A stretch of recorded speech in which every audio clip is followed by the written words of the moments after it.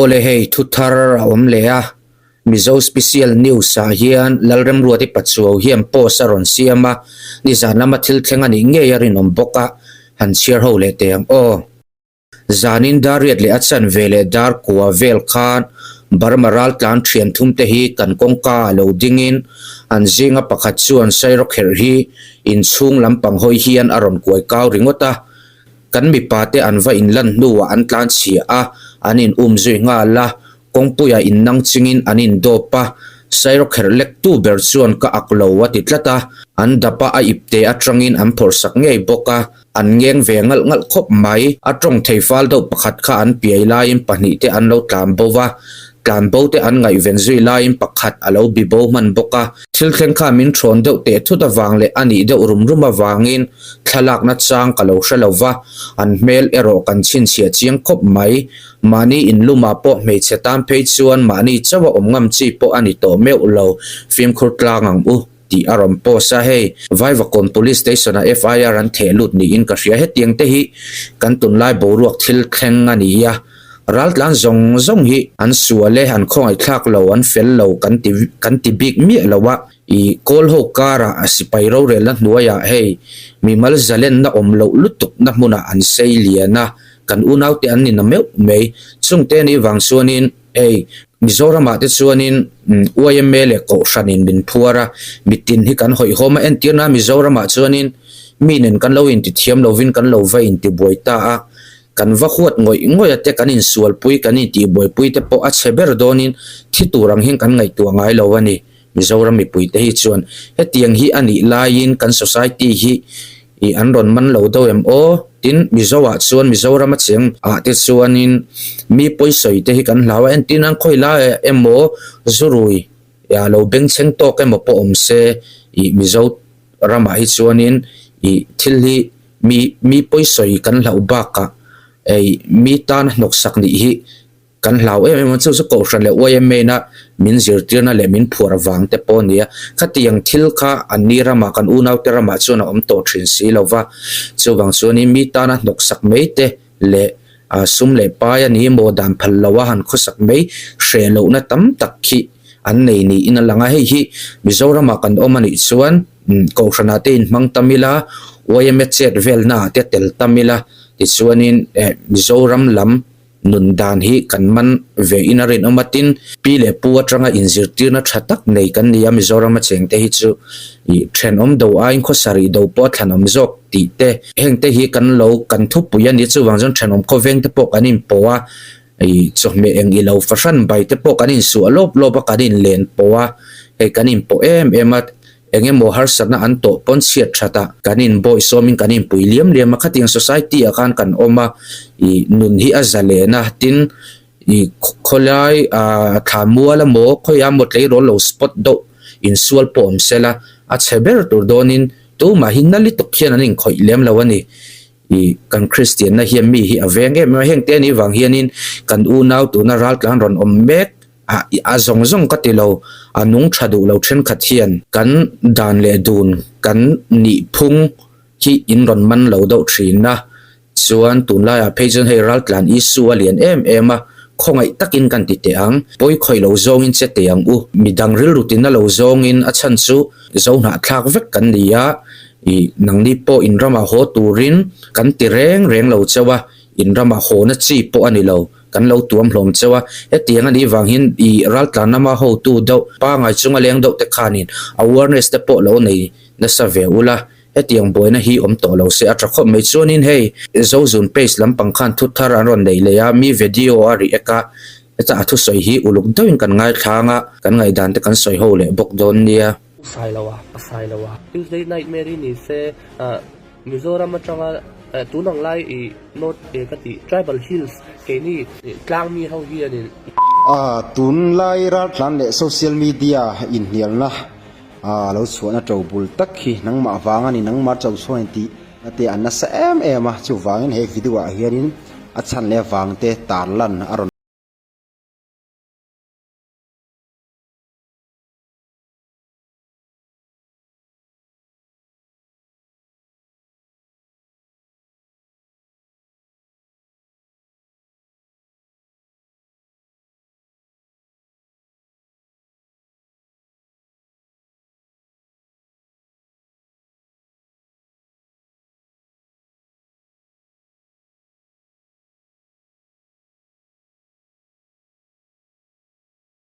thil se nge thau si se kim lo ang te te ho ina comment ron nei zela comment negative le positive a chile cha nei comment kan nei til tel khan mi borok ron hot zela tu na he kan thleng ta ka du lo ve dau chu enge kanin ve dau chu ti so ron hetianin borok ron hot ma tang ka sei tong han borok ron hot ma tangin Burma mi chu ti khati post nei reng tu kha Mizoram chunga mizo kan ni in ti ho an ni a chuanin chung hun lai chuan ral tan ho an langoya an la tong tam lawa aron kal zela ti khanin post su re chuang lo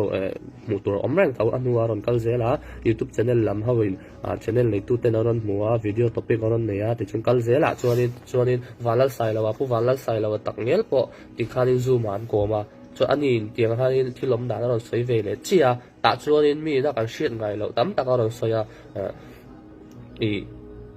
card an siam ti te chuanin neu vel aron sei chau ka va seng lo chung chu kan lo hre thara chumi tran chan chuain mizo in tin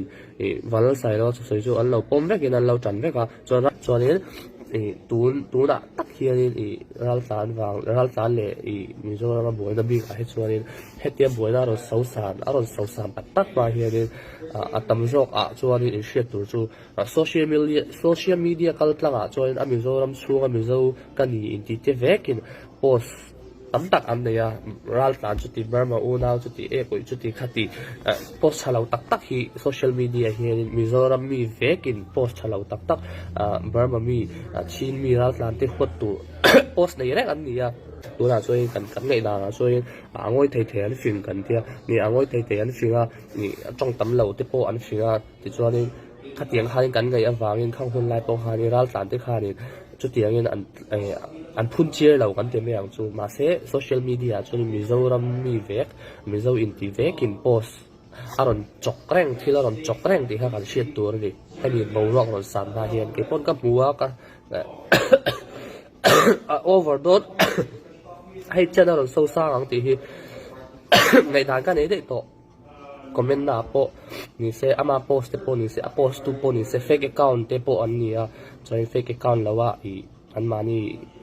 account pa ngai chang ron post te po ma account pa ngai chang chon tu ma aron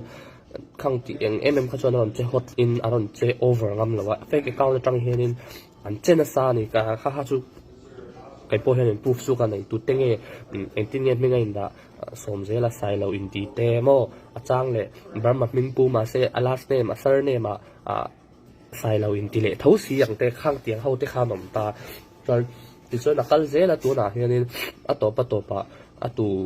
atu Facebook page nei tenge tu YouTube tenge tiang ho kha ni ti kha video ron ne ya chuan chu tu lai topic kan khel ber ani YouTube channel mi eng za ni nge na ya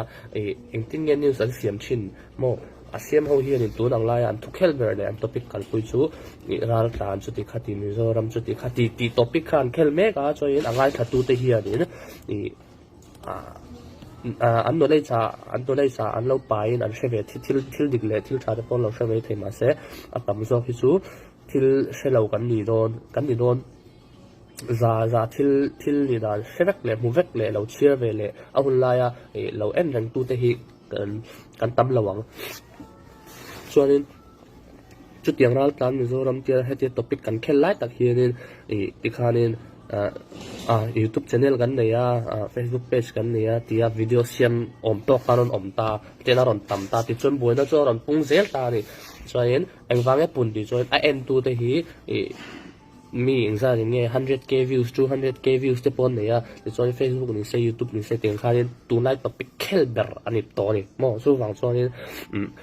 hemi ral tlan chung chang a hi chuanin aral tlan te hi Mizoram chunga an tlan luta pakhat pani pathum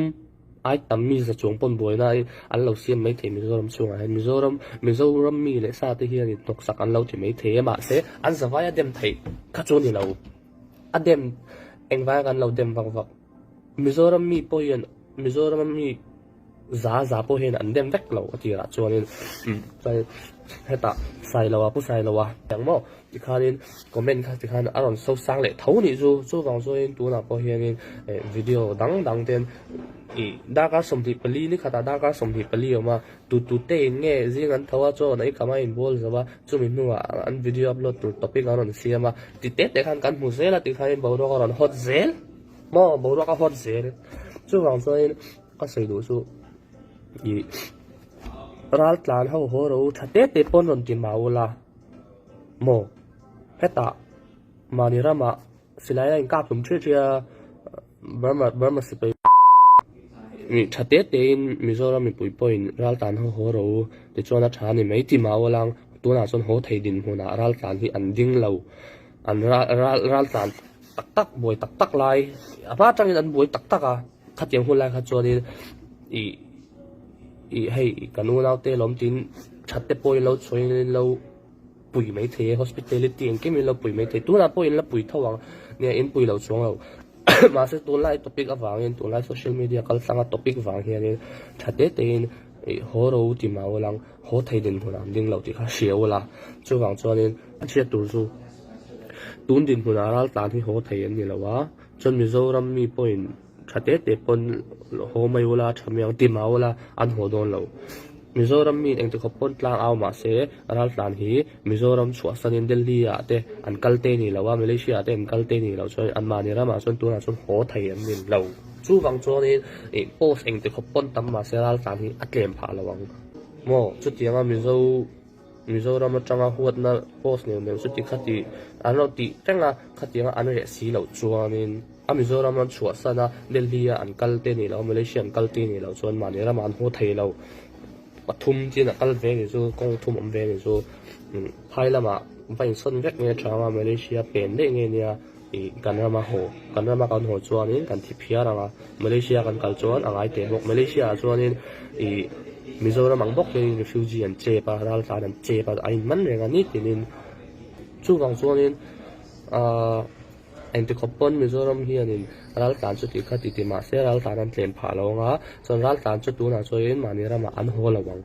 โหไทยดินมาน้ำเราว่าสุรการปนตัวน่ะช่วยอันเรามาอัดทนหัวระวังอาจารย์สุรการที่เองฟังอันเรามาทนหัวช่วยอันเราถัดจากโดนสินติอันเชื่อเรื่องอ่ะจู่ฟังสุรการช่วยอัดทนหัวระวังตัวน่ะช่วยจู่ฟังช่วย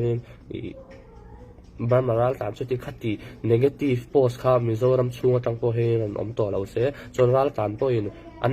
มิโซรัมมารอนเรเวต้าโพสต์มันเชื่อมตัวเรามิโซรัมมันกลางเอาตัวเราจุดที่ขัดที่อันนั้นติดตัวเราตีนัวรัลตานปอยรอนชุนซอมเราเสียมั้งอารัวละงวยไทยกันจงว่าอย่างจู่ตัวไล่ตัวปิกแค่ละนี่บอกว่าตัวไล่ตัวปิกตักที่หดไล่ตักอันนี้บอกว่าตัวไล่ตัวปิกวางเฮียนี่เล่ล้ำมินกันวิดีโอที่กันลงไอ้ท่าวางคอมเมนต์ต่ำลุตุก negative ลุตุกที่อารัวละกันนุกดอกแฟกอะไรอย่างเช่นมิโซปนิเซ่โพสต์ชิมปนิเซ่รัลตันปนิเซ่คอมเมนต์เซกชันปนิเซ่อารัวเลี้ยงงอยมากอ่ะโอเลวิดีโอสุดที่ขันกันเอ็นเสาตาทุสอยข้าหันดิกโลให้จูนี่โลดหันตีตัวจูอมชันเราว่ามารถจูอีเฟกaccountตรังรัลตันหัวนั่นลำปังโพสเซียมเสียมเรารัวจูมิโซมีปุยเทกันในบิ๊กเราว่าขัดยังทิลเขาไม่รัลตันไปน่าอังชีเตรัลตันโฮรูตีอโมจุดยังขัดยังทุติกให้ทุปวดโปเลงไม่ฮิจูเองมาเห็นกันง่ายเรามารถจูกันติดเองรัลตันเห็นปุยหินข่อยเห็นตลิตุกมิโซรามาให้กันชนลมาตะโปตุนนายอินเชียดานังคิมอัปเดตเทรนนี่รัลตันอินสุดท้ายจนรู้ก็รู้ว่าแต่จนมีสอยซากันนุ่งดอกลายเพลจนอินฐานเฮียลเตะแข่งค่ะขัดเตียงเตนี่วังคามิโซมีปุยเตริลรัวเฮียนิน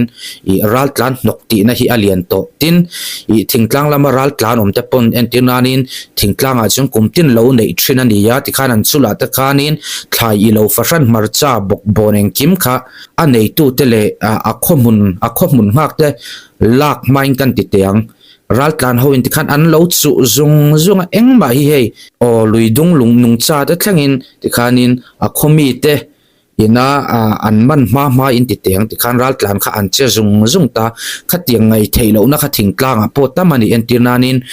ทิ้งกลางสุ่มมิชิงเตอันละตำละวะกันละตำละวะอินโลนัเตอวางที่ขันิน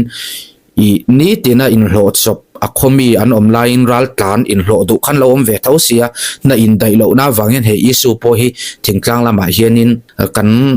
ni kum masa de atang to khan alo om de do tin puwanal sai lo khan ti khan ron tong chuak ta khopui lama hian khopui lama po hian ti hian in lu tur hi awang ta ni po som zong hi youtuber ho hian in an ti chuak big lova a then khat en tinanin chuda chun in kan luwa ma seral tlanin an lo ngam hoi zok awangin imin chuatir ti angreng thom hi arik na hi tam to le tukani he tiang te ani wang hianin he ral tlan isu hi ron so puwanal sai lo khanin I aron soita chi aboka ti khanin aru lang ro tin puwanal sai lo karon tong chuaka puwanal sai lo ta chu Mizoram me zong ha thak zong tena kan mi nga isana lo ni khati aron tong ta ka chuan ti khanin puwanal sai lo thu soi kha lo hotok kha in lo tam ta ema huat tur ani in ke chung ka hran lowa puwanal sai lo thu soi kha mizo mi puite pon khatiang ngai dan thu dik puwanal sai lo wana soya I mizo mi puite pon khatiang ngai dan nei kha an lo tam to lutuka he wanga boro hi ron so sang ni te po in rilet tin unaw kan ni lom kan ti ni unaw tha khat chu kan ni namek me amaro chu David sai lo te pufriat changte te pi wanam chung de pon an ron zia ka kan channel lama po kan upload to thrina heta Burma sipairo rel na nun rong ni tukara sei lian khan eta Mizo society hi tlema ron hriat thiam ron man lo do na kanin kai hruai dan kan tlom ngai na te kanin za ton na te kanin mai za na ang chi hi ron man thiam lo na in nei do thrina hi hanin siam rem zung ta ula chonin he tiang boin hei a ummi lawang tin Mizo mi puite hian in ti hian I Burma rama boya kan hreveka tu mai han thon hotel ti sual po ni se han thon hote Mizo mi puite hian kan tum lo an tum lo tu manan tum lo ang ril ru sem polo amai ro chu Mizorama in ron ral tlana khosak dan nun dan hi hreve do ro u tu ma tar chak lo te nu naw te pon ise kan khongai li tuk tu pon kan khongai vek ama ro chu kan ti teang mi thalo tlem te ron om thin thil ti sual reng ral tlan ke ma po om pe lo in po lu mu man lo vaka poi khoi tur zong hi an tam ni toka hengte wang hianin I hetiang isu hi aron suak ani bera tin oral tlan unaw te hi tu po hianin kan khonga in kan manga in kan laina tve ko ram page nen ko ram po ni se Presbyterian page one in rini zana piang in tong trai ro la hun man ani Trina Presbyterian ko rana page one Presbyterian ko ran page one Burma ram chung boina tele kan ral tlan unaw te tan hianin in rini zana piang hian an tong trai sakang ti tur khopani so tiang chu ani lain Mizorama ral tlan om thadu lo then khat te wangin ti hianin boina hi achu kani ta chu wang chuanin ral tlan de pon kan om na ram milak kan omangai ral tlan kan ni chuanin kan lung oi lo do na po lo neila kan ngoi bo puyangai aram mi te kan ti thin rim lo wangai ti thin lung hi input ve ngai achan chu ramdang ate point kan en tina Malaysia te po kalta ula hanral kan ta ula sarkari nan huwa si police an mu chau chuanin Myanmar an thon ho ngal zelang chau Mizoram a jong khang kha athleng ve don lo achan chu kan unaw ten ni in thon ho hi kan rem ti bik lo ama ero chu Mizoram kan omani jon nun dan thiam ro ti na me yani chu wang chuan ral tlan kan ni chuan Mizo en tinan thingtlang aizol champhai lung lei khoya po lo omin lo kho sa ula mi mit mei ven hi thiam ro u